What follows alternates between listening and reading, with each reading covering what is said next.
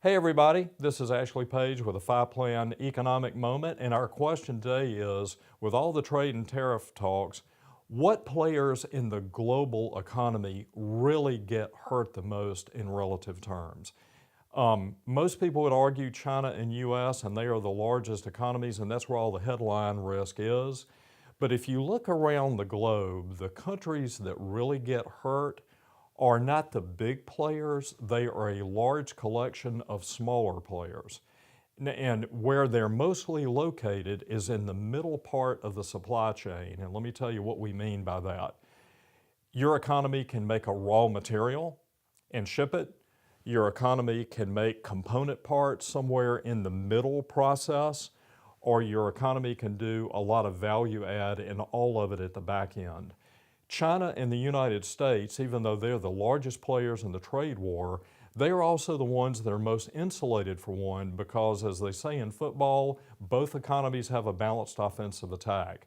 They can do raw material production, they can do component production well, and they can do value add production well, plus the fact they are both, particularly the United States, good in technology. On the other side, the raw material or commodity side, Australia is a country like that, a lot of minerals.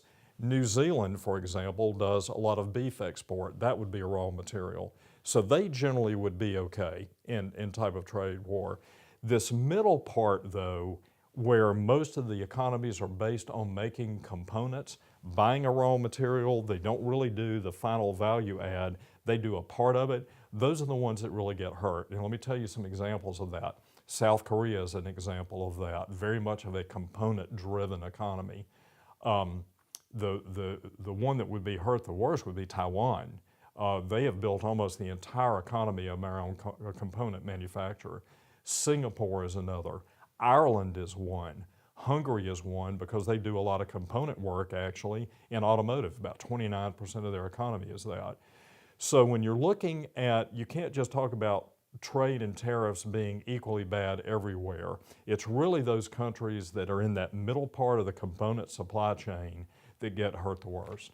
So we thought you would be interested in knowing that. If you have any other questions about it or want to discuss it further, please feel free to give us a call. Thanks.